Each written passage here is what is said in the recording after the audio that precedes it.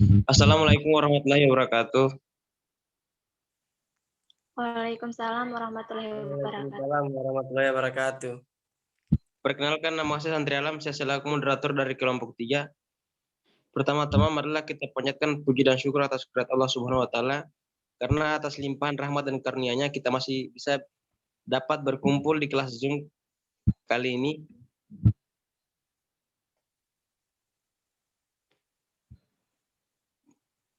Materi yang akan kami bawakan tentang penyaringan filtrasi air dengan metode saringan pasir cepat.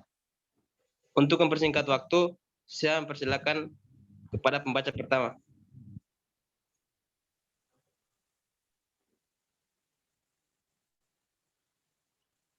Deskripsi singkat. Air dan sanitasi merupakan kebutuhan yang sangat vital bagi kehidupan manusia. Karena itu, jika kebutuhan tersebut belum tercukupi, maka dapat memberikan dampak yang sangat besar terhadap kerawanan kesehatan maupun sosial.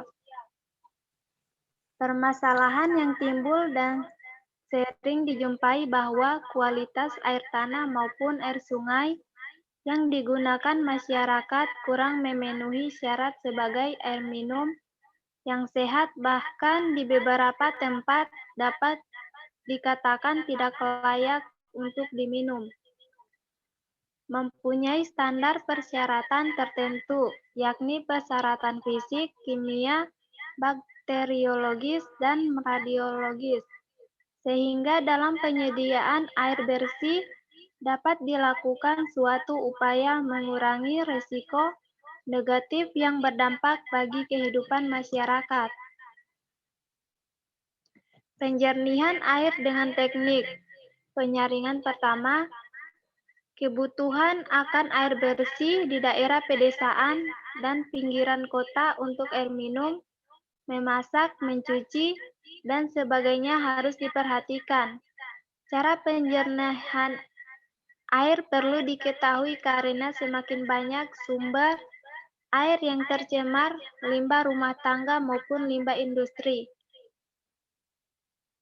Penjernihan air minum ini secara sederhana merupakan penjernihan air dengan penyaringan.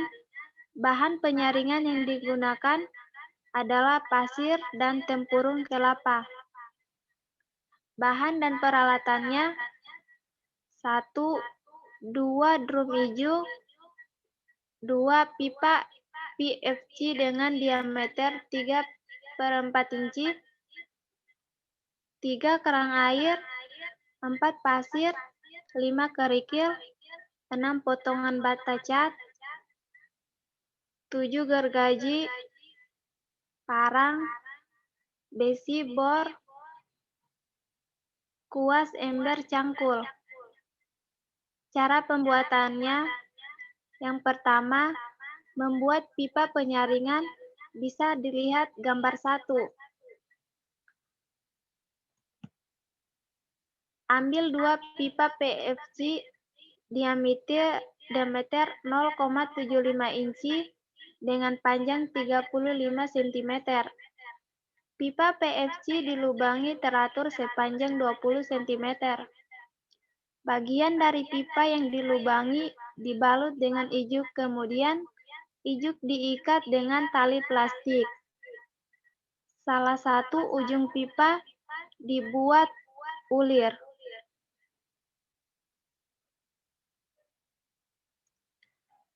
2. Pemasangan pipa penyaring, bisa dilihat pada gambar kedua.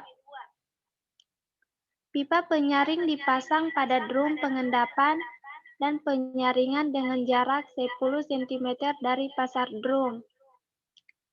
3.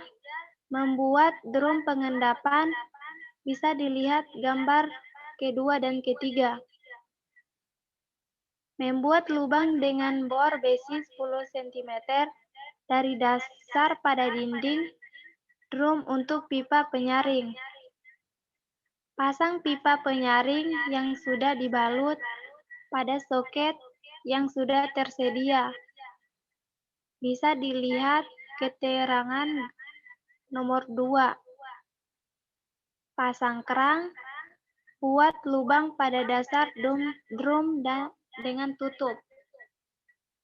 Baiklah, saya kembalikan kepada moderator. Baiklah, saya persilakan kepada pembaca kedua.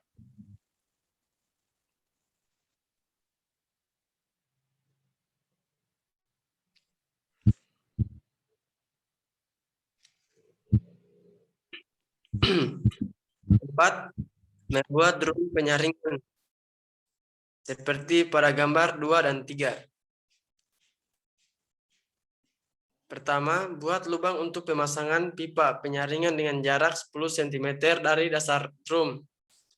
Kedua, jarak drum berturut-turut dengan berikil setebal 20 cm, ijuk 5 cm, arang 10 cm, dan potongan bata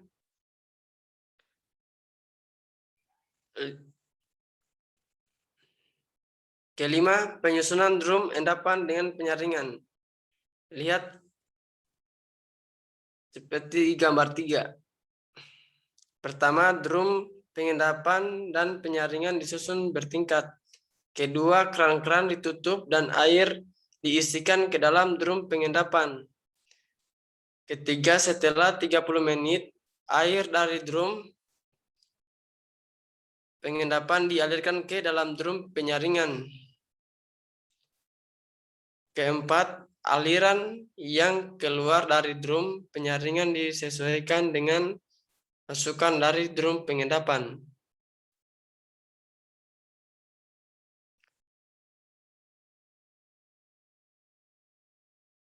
Ada beberapa keuntungan, yaitu pertama, air hasil penyaringan cukup bersih untuk keperluan rumah tangga.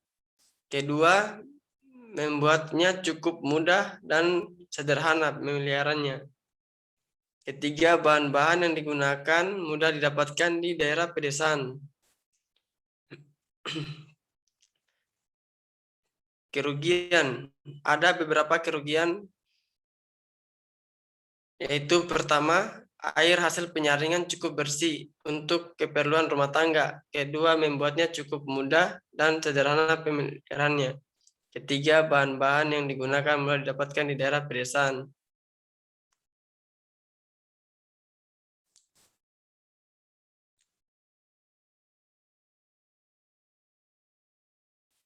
Penjernihan air dengan teknik.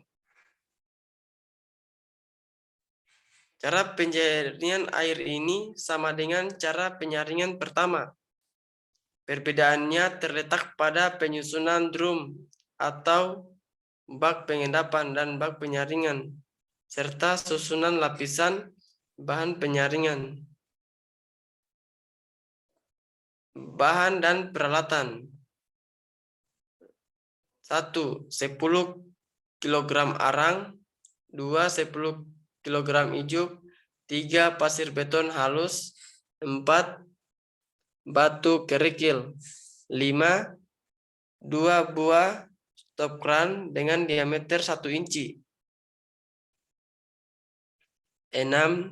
Batu dengan garis tengah 2-3 cm. 7. 1 buah bak penampungan.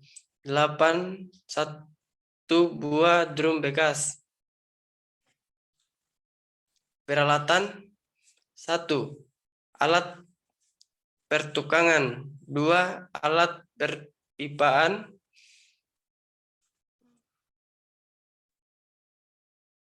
Alat pelindung diri APD. Cara pembuatan. 1. Sediakan sebuah bak atau kolam dengan kedalaman 1 meter sebagai bak penampungan. 2. Buat bak penyaringan dari drum bekas. Beri keran pendeketingan pada ketinggian 5 cm dan dasar bak isi dasar dengan ijuk, pasir tebal, pasir halus, arang, tempurung kelapa, baru baru kerikil, dan batu-batu dengan garis tengah 2-3 cm. Seperti pada gambar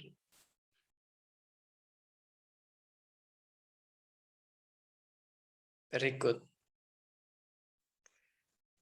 Penggunaan pertama, air sungai atau telaga dialirkan ke dalam bak penampungan yang sebelumnya pada pintu masuk air diberi kawat-kawat kasan untuk penyaringan kotoran. Kedua, setelah bak pengendapan penuh, lubang untuk mengalirkan air buka ke bak penyaringan air. Ketiga, kemudian keran yang terletak di bawah bak dibuka. Selanjutnya, beberapa menit kemudian air akan keluar. Mula-mula enggak keruh. Tetapi setelah beberapa waktu keran berselang, air akan jernih. Agar air yang keluar tetap jernih, keran harus dibuka dengan air yang kecil.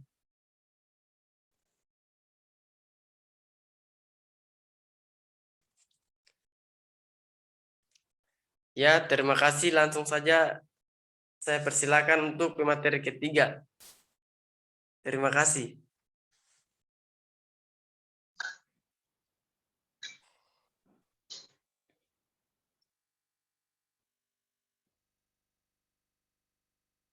Pemeliharaan. 1. Ijuk dicuci bersih kemudian dipanaskan di matahari sampai kering. Kedua, pasir halus dicuci dengan air bersih, dicuci dalam ember, diaduk sehingga kotoran dapat dikeluarkan, kemudian dijemur sampai kering. Ketiga, batu kerikil diperoleh dari sisa ayakan pasir halus, kemudian dicuci bersih dan dijemur sampai kering. 4. Batu yang dibersihkan sampai bersih betul dari kotoran atau tanah yang melekat, kemudian dijemur. Keuntungan. Pertama, air keruh yang digunakan bisa berasal dari mana saja, misalnya sungai, rawa, telaga, sawah, dan sumur. Kedua, cara ini berguna untuk desa yang jauh dari kota dan tempatnya terpencil. Adapun kerugiannya yaitu, yang pertama, air tidak bisa dialirkan secara teratur karena air dalam jumlah penentu harus diendapkan dulu dan disaringkan melalui bak penyaringan. Kedua, bahan penyaring harus sering diganti. Ketiga, air harus dimasak lebih dahulu sebelum diminum. Penjernihan air dengan teknik. Penyaringan 3. Penjernihan air ini memakai teknologi penjernihan dengan cara kimia dan proses penyaringan. Bahan kimia yang digunakan adalah kaporit, bubuk kapur, dan tawas. Bahan-bahan ini mudah didapat di daerah pedesaan atau kota-kota kecil di seluruh Indonesia.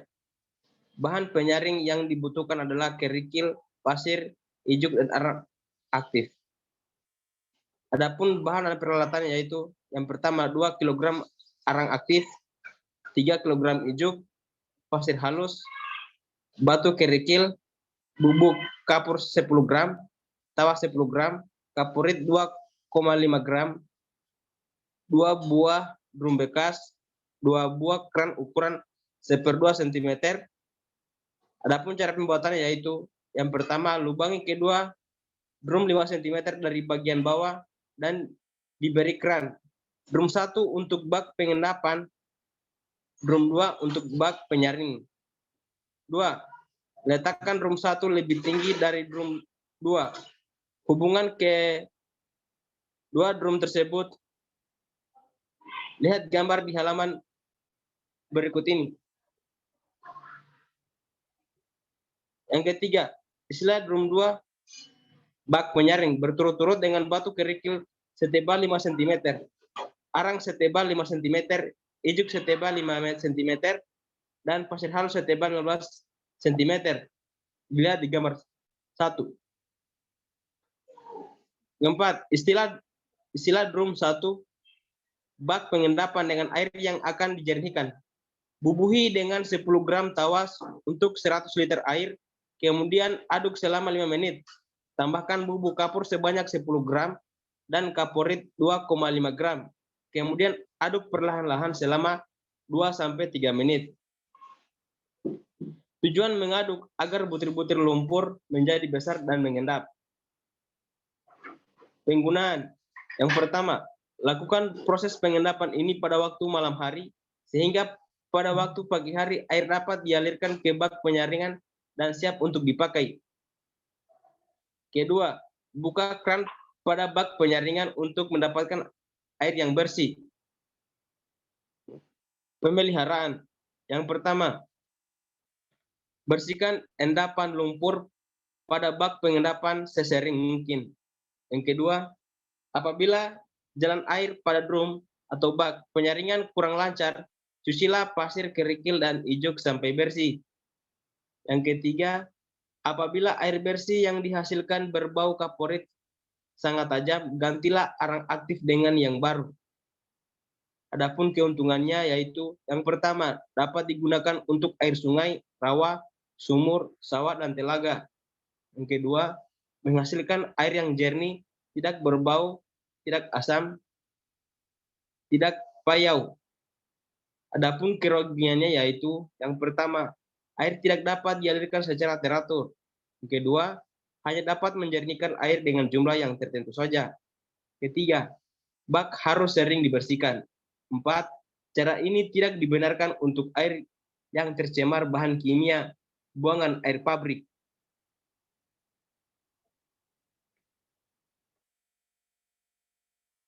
Baiklah, itulah hasil presentasi dari kelompok kami. Bila hasil presentasi kami kurang baik, mohon dimaafkan. Dan bila ada kalimat yang tidak dimengerti dari teman-teman, mohon dipertanyakan. Akhir kata, wassalamualaikum warahmatullahi wabarakatuh.